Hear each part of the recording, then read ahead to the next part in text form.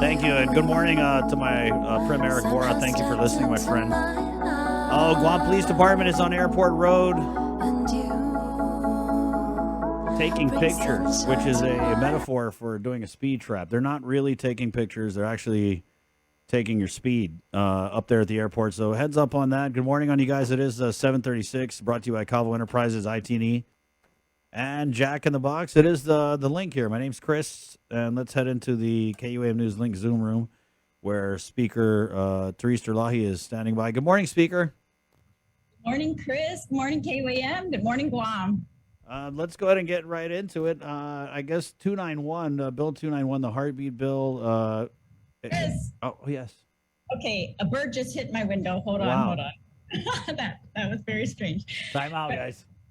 Wow. No, I wanted to first, if I could, sorry, but okay. Can I say congratulations to those at KUAM on the announcement this morning, especially Joanne Ogden-Charforus, Jason Wallace, Glonia, others, and I'm so very happy for all of them. So. Right, it's going to be a great thing, and I'm really confident in their ability to lead the news team. How's that bird, Speaker?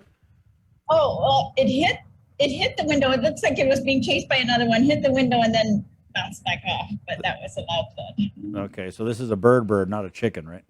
No, a giant bird. Anyways. Yeah. Anyways, so. To congratulate Julia Nugget on the nomination Pulitzer Prize. That's really an amazing thing. I'm so proud. Oh, Speaker, can you try turning down your volume just a little bit, and then I can turn you up on my end? Okay. That's good. Yeah. So you wanted to congratulate Attorney Julian Uggan as well on his nomination for the Commentary Pulitzer Prize, right? Absolutely. Yes. He makes Guam proud, and you know, his I think the way they described his writing was correct. It's heartbreaking and yet hopeful at the same time. So right. It's pretty amazing. I was talking about this yesterday, that it's amazing that we have a Pulitzer Prize nominee here in 2022, but it's also amazing that we actually have someone who won a Pulitzer Prize, right? Manny Crisostamo. I mean, on such a little spot on the map in Guam that we could have two people being involved with this whole process. That it's huge. Pulitzer Prize is huge. Yeah, and we see it a lot. There's excellence on Guam. Yeah. There's excellence, all over on Guam. It just really has to be showcased. So I want to thank you for doing that as well. Yeah. Speaker, so Bill 291, there was a couple days of hearings. Can we just round up and then tell us what is the way forward for this measure? Because was it 1 day of hearing or 2 days of hearings? We had 2 days, 2 afternoons and 2 evenings. Of hearings. We allotted 16 hours for this bill to have hearings because we, prior to even setting that hearing, we had at least 600 emails. Knew that this was going to be something where there were a lot of people that wanted to weigh in, and we don't normally see any bill, I'll tell you that right now.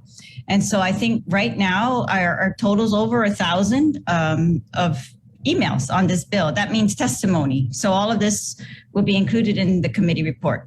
So we did have the hearings. We sent out the rules in advance. I wanted to make sure everybody knew they were going to get a fair shot at speaking. They also had to, help us to make it very efficient. So, and I want to thank those who did come to testify. I thought they were very respectful and that they adhered to the rules as much as possible. And so I was able to allow my colleagues to ask questions of every panel. And we've been kind of experimenting with that, right? Sometimes I wait till the very end of all the panels and then allow questions, but it's very hard to catch that much later from the testimony. So I wanted to try to catch it as early as close to the testimony as possible, and we were able to do that. So I did allow my colleagues who attended the hearing to ask questions. Not everyone attended the hearing. I'm a little sad about that because this is an issue that for me, it really seems to have created a big divide in our community. And I think it's very incumbent upon us senators to listen to every person who has something to say about this, to listen to them, to consider that, that's all part of it. We have to consider all of that as we make our decision. And I think a lot of the testimony was actually very helpful. They gave some suggestions, recommendations. They told us exactly which parts of the bill they did not like. This bill has so many different things in it. First of all, it changes the time period, of course, where abortions would be allowed. And that would, so we had the Roe versus Wade time period. Then we had the Planned Parenthood time period, which was a viability standard. It's when the fetus is viable. And this would reduce that to 6 weeks, right? So they had a good discussion on 6 weeks, right? What does that mean? But a lot of the bill talks about civil liability, right? Who gets to sue who? And I would say that's the most controversial part of this bill. It's that who gets to sue who? My neighbor gets to sue my other neighbor. Actually, that neighbor could sue the father of the baby. It could sue, all kinds of, anyone can sue anyone. Really, that's the bottom line. And so that's, and the other thing that is written into this bill is that it precludes this bill from being challenged in the court by, I think, very, very limited as to who can challenge this bill as to its constitutionality. Right. Or so, Speaker, can I just cut in there because so would let's say for example this bill passed into law, would the Attorney General be able to challenge its viability in court? Oh, that's a good question. I don't know the answer to that. He's supposed to be by statute entitled to challenge every statute, as to its constitutionality. So we did invite the Attorney General to testify, and he said Attorney James Canto, head of the Civil Litigation Division over there at the AG's office. So they did testify that there would be implications if, of course, what we've got in flux here, right? This is another thing. It's like the timing of this bill and what we've got in front of us is a leaked Supreme Court opinion, right? Yeah. And so if that's really going to be the opinion, how does that affect Guam's law? We've got existing law that's been, deemed null and void because it was unconstitutional. So now would that bring that law back in? And yes, it would, right? So if the Supreme Court makes a decision a certain way, we might bring back an even stricter law that was passed by Bill Arreola, I think in the 90s. 90s, right. Speaker, can you kind of bring us up to speed? So if that Supreme Court ruling does come out and then that existing law in the books comes back into play, what does it mean? Well, it just means that I think if we are going to pass this law, that we should be aware, if we're going to pass the bill in front of us today, that we should be aware that it might impact other standards that are already set in Guam's law, or is that the intention, right? That's what's not clear, is what is the intention in relation to that other law. And so, but that law has a very interesting mechanism in it. So that law was strict. It's no abortions allowed at all, except, trying to remember, I'm sorry, I don't have my notes in front of me. I can't remember the exception, but there were very little exceptions, if any. But what it did is, so the law was passed, and then in that law, it says there must be a referendum to confirm this law. So they were going to get the consensus of the people on it in the end. But that law became, it was deemed null and void. So it's kind of on hold, on the side, okay. Right? Yeah. So if this Supreme Court decision affects whether that law is still null and void, that's something we have to consider. But anyway, so for Bill 291, hearings, we've got all kinds of testimony on it. I don't know. That's why I'm concerned. I want all the senators to really consider all the testimony that's come in, to read every letter. It's really something to hear from everyone in this community, right? This topic. And I have to tell you, Chris, there was some very brave, and it was very moving on both sides.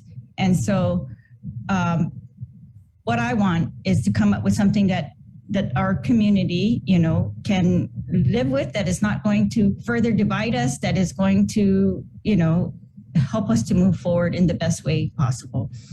But so what we're going to do, we're taking the testimony, we're spreadsheeting, we're using a spreadsheet, and we're pretty much, so I want to do all kinds of ways that I can show the senators what it is that came in, and show the people of Guam too what it is that came in, what their issues were, what they were saying, and so that it's very, very clear. We don't make a decision in a vacuum. Yeah. And so we're working on that right now. After this, when we committee, we have the option to incorporate, any suggestions or recommendations that were made or that the committee finds would help the bill, and of course up to the Committee on Rules whether this bill gets placed on a session agenda. And then if it gets placed on a session agenda after it's reported out of committee, then of course it would be up to the body to deliberate and to vote on that bill. Right. So it's in. So basically, you're saying it's with the Committee on Rules now? Not yet. No, it's still with my committee. Okay. We're still working on the committee. I told you there's over 1,000 testimonies. Right, yeah. So we're trying to incorporate all of those, and we have to make findings and recommendations as a committee, and so we're working on that as well. But my goal is to get this done as soon as possible. One thing I didn't like is that there are, like I said, the Supreme Court that's still in play. That's but also, it's if we're going to throw out an issue that is so divisive of our community, then I really want all of our attention on it and to resolve it as soon as possible, because I think we have to continue, work, and we have to continue to work together, and it really has a potential to be even more divisive than we have seen, I think. And we've seen this across the nation. This is why I say this, is because if you look across the nation, this is such a divisive issue. We've got protests on the steps of the Supreme Court. You know what I mean? And so this is something I think it's in our best interest to really look at with all of our attention and to resolve as soon as we can. Speaker, you mentioned all the emails. Are those up on your website if people wanted to view the testimony? Yes, we tried to load them up on our website while we're preparing the committee report. As soon as the committee report is done, legislature's website. So my website is Senator Terlaje, Senator Terlaje, Guam, SenatorTerlaje.com, and yeah, it's SenatorTerlaje.com, and of course the legislature's website will be where the committee report is when it's complete. Got it. SenatorTerlaje.com. We're sure that's your final answer. Because my email's so close to that, I get confused. Yeah. She doesn't go on her website, guys. No. My email is SenatorTerlajeGuam@gmail. So yeah. Anyways. All right. So thank you for that, Speaker. Is there an update on the liquid fuels tax measure? Yes, thanks for asking. Of course. So we just saw in the news the other day the fuel prices again are over $6 a gallon. And again, my liquid fuels tax bill is intended to remove the liquid fuels tax from every gallon of gas, which is currently set at about 23 cents per gallon. And so I think that's a significant savings for consumers. It's going to affect individuals, families, and businesses. So also business consumers, this bill. The bill had a public hearing. It was introduced in February. It had a public hearing in April, and it's, I think, ready to go. We even submitted a version with changes that incorporated some of the sentiment at the public hearing, removed any confusion that this would affect the mayors and their budgets or anybody's budget, because all it's going to do is affect the liquid fuels tax. And it's going to reduce that tax on consumers, and the fuel companies have come in and said that they would pass that savings on. They made it very clear. So I think that's we're in a good situation to actually affect gas prices where we've never been able to do that before, and or never been willing. And so, I think I'm advocating that bill be put onto our upcoming session agenda. It hasn't been reported out of the Committee on Appropriations yet. Unfortunately, I'm waiting for that. And in the interim, the Committee on Appropriations chair introduced his own bill to put a temporary moratorium on some of the liquid fuels taxes. And but that's a temporary moratorium. And I don't, yeah. So wait a minute. You mean to tell me that the appropriations chair has your bill in his committee, and then he came out with kind of like a copycat measure, but is more temporary in the meantime while your bill's stuck in committee? That's correct. Yeah. And so, yeah, I don't know the rationale behind that. It says, he says that, I don't know, that he's talking about what's, something that I think was mistakenly talked about was the cost of affecting this fuel tax, decrease. Right. Removing the fuel tax pursuant to my bill is going to remove revenue from the government of Guam in the amount of about $4.5 million for this fiscal year, $8 million for every fiscal year after that. That's all. And I say that's all, even though it's $8 million, because in comparison to what we see being spent on other things, it's really nominal. $4 million we could easily absorb with our $64 million excess revenues for this fiscal year alone.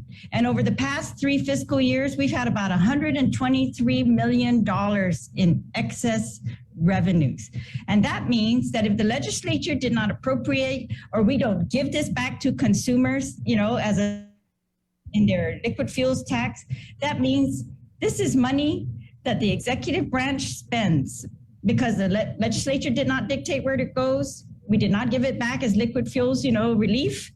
And that means the executive branch spends it wherever they want. And I really believe this is our job here in the legislature, is to prioritize where that type of money is going to go. So during the budget process, we established one priority. I was very adamant about that. We are going to establish that 20 million of any excess that came in over what we were budgeting was going to go towards tax refunds. And as you can see, our tax refunds are prompt now, right? And we've been really, adamant about this for years, that we are going to prioritize tax refunds. The second thing now, I think we need to give some relief in the taxes.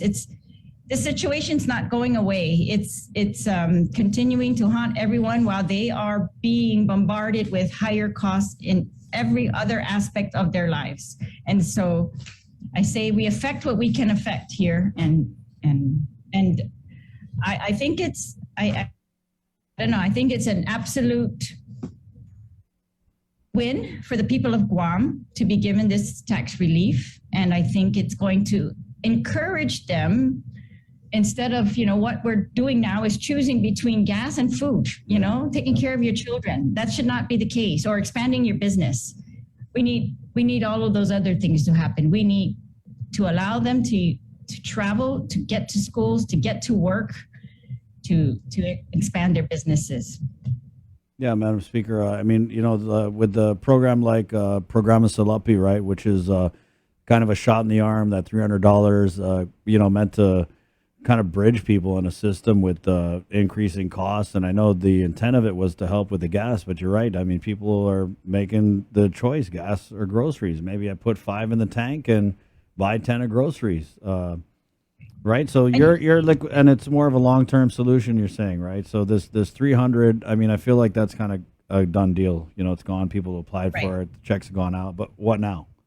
That was significant, and that was great, and I'm glad that went out. I wish it went out faster, right? That's my only criticism of it is we've got to get this out faster.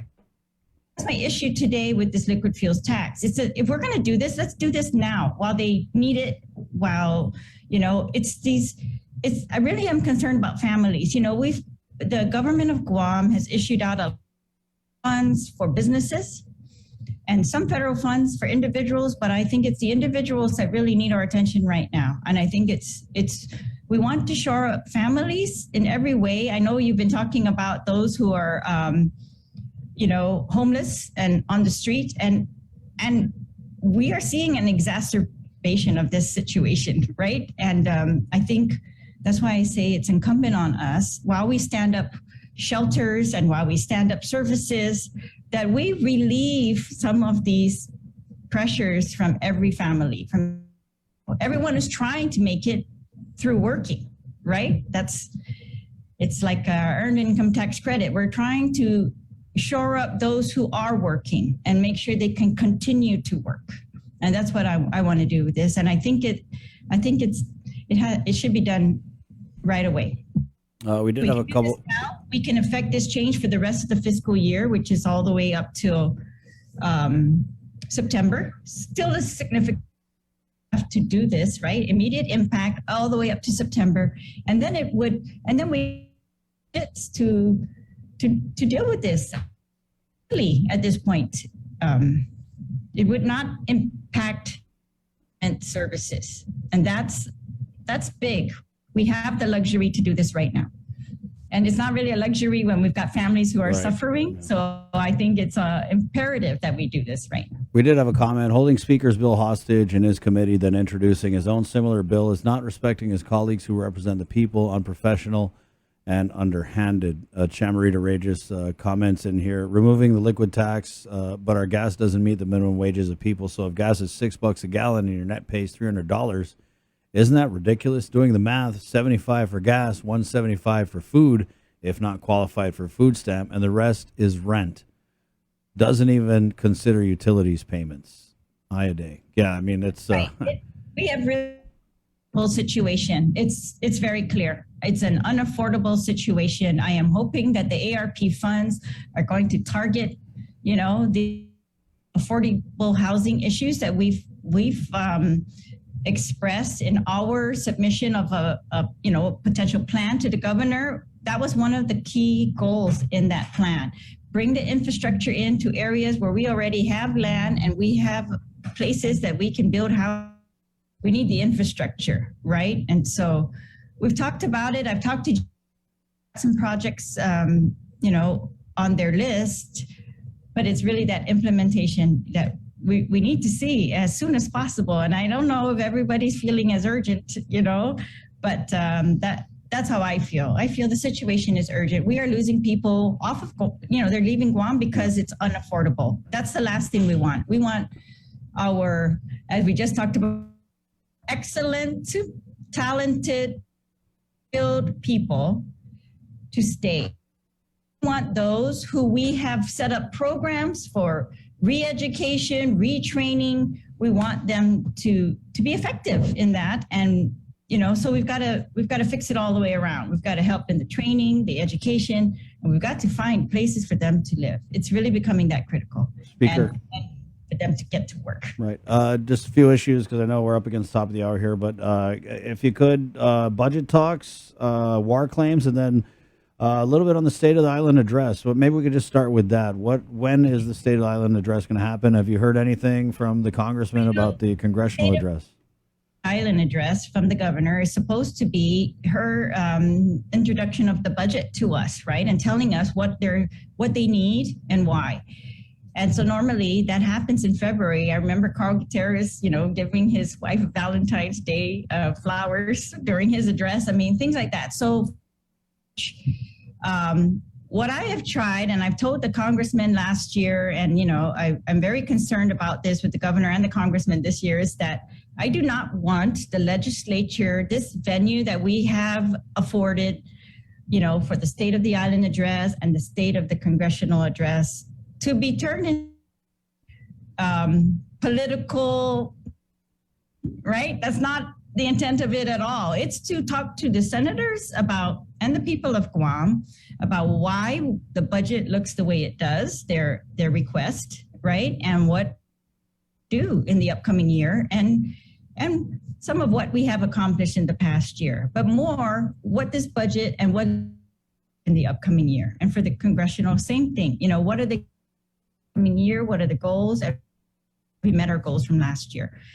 And I have afforded every, as respectfully as possible, opportunity. I've urged them to do this early because I do not want it to turn into a political thing. And I think that's very disrespectful of the legislature and the people of it's going to turn into. So no, I do not June or July. I want it to be done. We've got May now, and I hope they can get that done, because you have to remember the going into its own, this is our super intense time. We are in budget hearings almost every single day. Things are budget hearings. And then we are in a session that lasts for a month,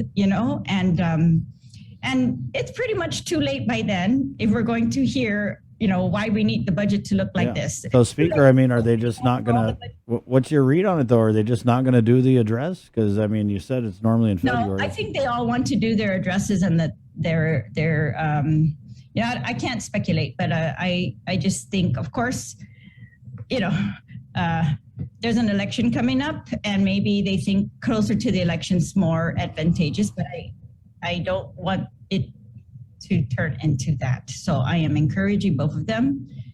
Let's have it in May, or let's not have it at all. Let's just get this done. I don't want this. This is not supposed to be an election year speech. It's supposed to be, why is our budget looking like this? And like I said, we are probably halfway through with the budget hearings by now. You know what I mean? The appropriations chairs really been putting us through a tough schedule of meetings and hearings daily, every day. And so that's made it very hard for us to do our other bills and our other work, have hearings on those as well.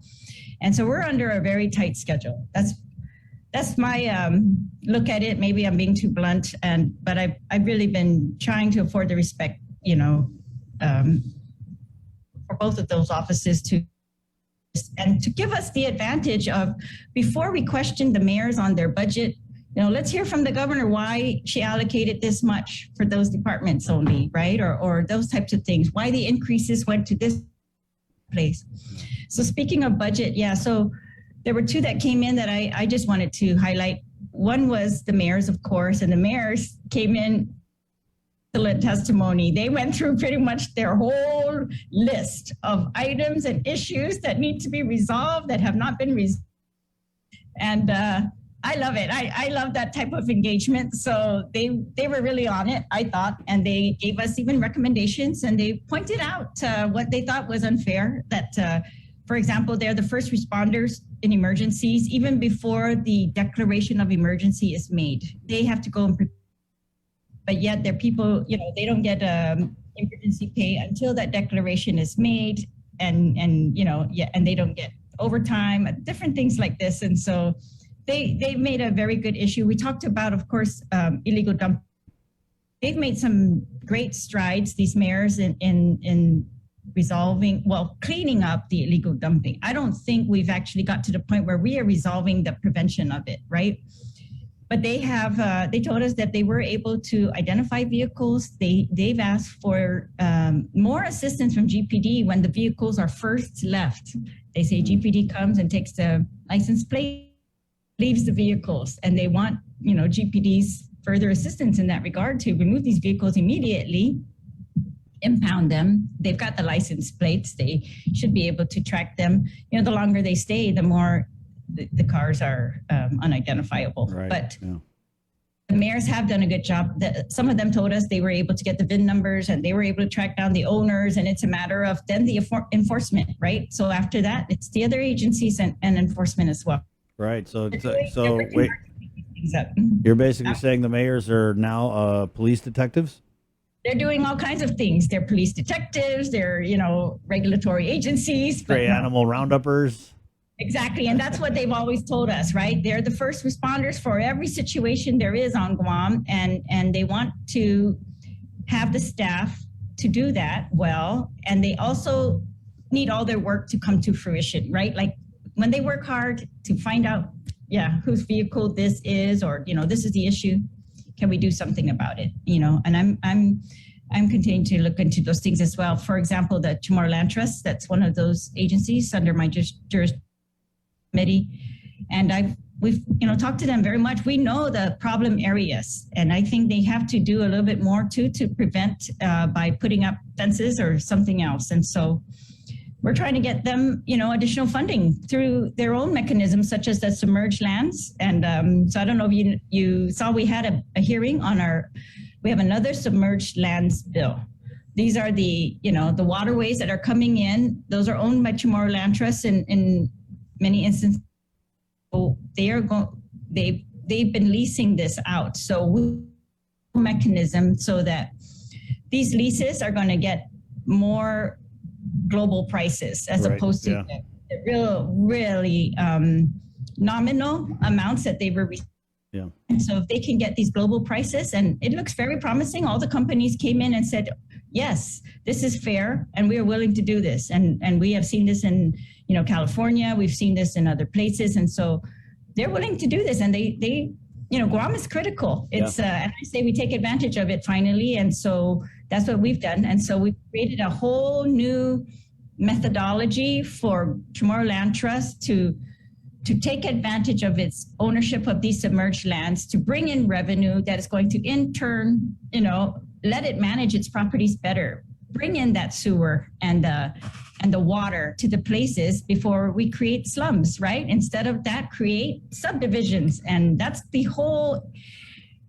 was the whole vision of Paul Bordali when he created this Chamorro Land Trust. And they were very smart. It's really visionary thing to do, and we just have not implemented it well. And so I'm really trying to help them to fix that, but I'm telling you, it's hard. We've got decades of maybe mistakes that we're trying to overcome, or they're trying to overcome over there. And I keep trying to encourage them. All of those decades of mistakes, that's one thing. But we also have, right now, we need leases. We need residential properties. We need new hope for everyone that you are moving on this and that you are going to, create these subdivisions as we've been talking about. So they come in on our oversight hearings and they show the subdivisions that they're going to be creating, and they're going to be coming in again. And I'm telling you, I am a little impatient. I really want to see that these things are happening sooner rather than later. And that's always the issue for me. It's like year after year. I've been here now 6 years. It feels like, 1 year and sometimes, but Chamorro Land Trust, I, like everyone else, I know I'm growing impatient. I want these things to happen sooner. I want the ARP funds to be used. I want the submerged land lease funds to be used. I want all the funds we have available to us to really solve those long-standing 20-year issues, 50-year issues now. Speaker, relative to submerged lands, I think this was ancestral lands, though. Was that that whole lease with AT&T, Tangeeson, was that resolved? Go ahead. Ancestral lands has ownership of some submerged lands. Okay. So that's their issue, is that they just want to make sure that our bill doesn't impact their submerged lands, or also allow them this type of methodology for their submerged lands. So that's what I was saying. Are we going to have uniformity across the board for Chamorro Land Trust submerged lands and ancestral lands? I would like to. And I just think it would definitely be better, I think, than what they're receiving. I think right now, no one is receiving revenue for the submerged lands portion of that AT&T lease. Wow. So these are the things. These are things that were negotiated, before me. Right. Or and then the AT&Ts. I don't agree with how they were negotiated. I don't know why we did that. So they're paying for the terrestrial portion. They're not paying for the submerged, and I think we need to address that. So I know ancestral lands, they want to address that as well. So hopefully, all of these. But another budget that came up that if you don't mind, is Guam behavioral health. So that's another one that's under my jurisdiction. Yes. And boy, you would be amazed. I get some letters in regards to Guam behavioral health. And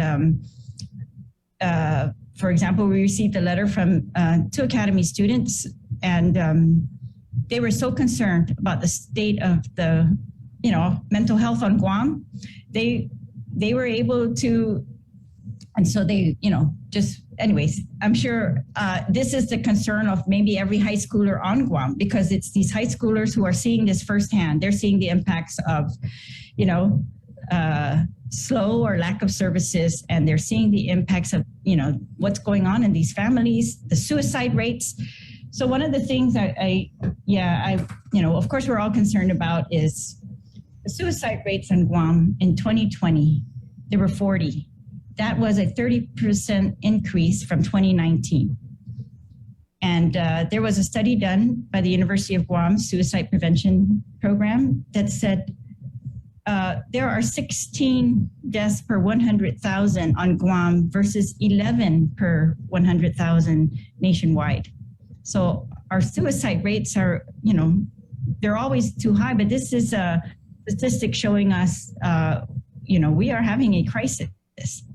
And 60% of those in the UOG study, 60% of those were below the age of 30, right? So every time, I know you've had the director on here, and she's on it, she knows what we have to do.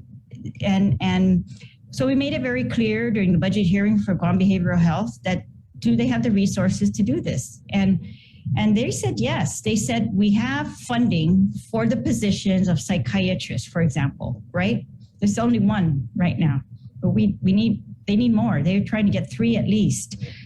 And funding is there. It's that recruitment that's a nationwide challenge, but they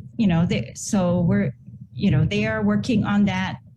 We are monitoring that, but it really has been an issue over all these years, and it continues to be an issue, is that recruitment. So of course we look to UOG, right, for the growing our own, for the long-term solution is to grow our own. I really believe that. Social workers, to grow our own psychiatrists, and to help these students so that this is the fields they choose, this is the place they to serve, right? So we looked at the pay or the budgets of Guam Behavioral Health. They have planned to fill these positions. We still have a $5.4 million drug rehab in place, right? Going to continue to the next fiscal year. And on top of that, of course, they're getting money from the opioid settlements for additional drug rehab programs. And so, yeah, we do have to continue to get to. So I think that maybe the services are there. Yeah. Maybe they can be expanded as we recruit the personnel. But one thing I think you and I also we need to help them with is to get those people who are in need to get there. To have that faith or trust that there are services available, and continue to reach out to behavioral health and let's get this done, across our island. Yeah, it's a struggle. I mean, yeah. There's so many different facets of the mental health crisis that Guam Behavioral Health and Wellness Center has to face, right? So I mean, yeah, it's a struggle. I thought that we did good with the crisis hotline. I mean, yes. They received a record number of calls, and that was because Jibwick and then their media partners were able to just really pound that yes. message out there that, hey, if you're going through some things, this is where you call. Speaker, just one last thing. I'm way over. All of you. I'm way over, but I wanted to just, is there any update on the construction of the new hospital, original landowners, Eagles Field, all that stuff? Probably not from the last time I talked to you. I know I met with some of those landowners. They're still upset, and rightly so. I think it's a big, huge issue for Guam, whether we are going to condone, instead of return of land that the military does not need or is not using, that they lease it back to us, right? I don't know. It's, I think these landowners have, it's really a big, it's a principal decision for the people of Guam to make. Is that the only recourse we have? I don't think so. And it's not, when the military had put in writing that they were willing to return this land, that it was excess, and then all of a sudden, within a few days, it changes. Yeah. after a few meetings, it changes. I think there's something wrong with that. And So I there's think no- all of us have to be on the same page. This is my concern. We need to all be on the same page. You know, we can't have one part of our community living under one law that says we are dedicated to return of excess lands to the ancestral landowners, and then another part of our community say we're disregarding that law and we are just going to, you know, lease property back from the military. I don't see that as consistent, and I don't see that as you know, something that the people have decided. That's not what they decided. I think if you know what's put into our laws right now, that's from a consensus of the people of Guam. Right. That's from the representatives that were done way before us. And I don't see any discussion on should we overturn that policy, because if that's what people want to do, that's exactly what they should put on the table and do, you know, in a transparent way, not in those closed meetings, you know, convoluted mechanism. I think it should be a very clear and transparent policy. I agree. Speaker, last thing, war claims before that's the other one I wanted to talk about. Go ahead. So, you know, I'm part of the War Claims Adjudication Committee. I'm very glad that I you know, I could have appointed anyone, but I appointed myself onto it. And this is something that I really do. It's a labor of love. So I have to spend a couple hours over there every week to review the claims and make, you know, and then we go into we adjudicate them, right? But what we do, of course, we check what amount are they applying for and what's behind that. And so that's why I am, no matter the time it takes, I really appreciate it. I've always wanted to hear the stories as much as possible. It's really amazing. And just to keep reading these stories, I hope these stories are preserved for you know, our children and their children, because it will make you proud what the people of Guam have gone through. But anyway, so I'm reviewing the applications, and I think we're doing it in a very efficient way. I'm very happy about the process. So we're reviewing them efficiently. Pretty much all of those that are pending, we can address now. So we're having another meeting coming up to address the next batch. And so we're doing it in batches. And I think we've approved almost all of the claims. There were a couple that if they were not approved, it was because there was not enough information, right? That's the number one reason if it's not approved. So I'm telling everyone who hears this, if you're not approved, go back and see if you can add some information, like details, you know, from your family's stories. And that's one. And the only other reason why they were not approved is because, you know, the eligibility, some of them are applying for that period where they were not eligible under the federal program.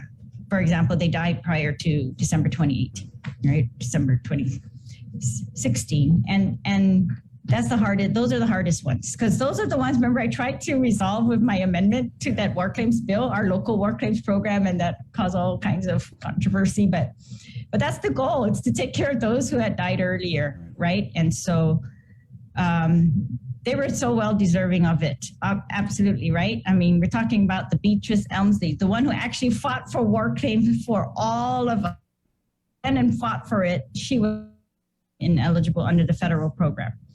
So it's really it's another tragedy on top of tragedies, and I will always say that. But hopefully, you know, we can get to those. So I'm hoping we can resolve all the pending claims, and if there's any other claims out there, please send them in, because we're doing these as fast as possible. So the checks should have gone out. I think I'm going to check with Mr. Byrne if the checks actually went out, but I know that the orders were signed. The orders as to, you know, is what your award is. The awards were signed from the last meetings. I'm pretty sure we'll see a release when those checks go out, Speaker. Thank you for your time this morning. Thank you, Chris, and thank you so much. And again, congratulations to BUAM. And can I just say too that, you know, now that events have opened up to in-person, oh man, I can't tell you how happy I am to see people. Like on the weekend, I went to a Purple Heart. It's the Order of the Purple Heart. They had a function, an event, a convention. I was happy to see all of them Right. and see them in person. And they have such regard for each other and they take care of each other. And I'm just very happy that we are able to do this again. In our hearing, we had a lot of people down here. Yeah. Glad to see their faces in person, their whole body language, everything.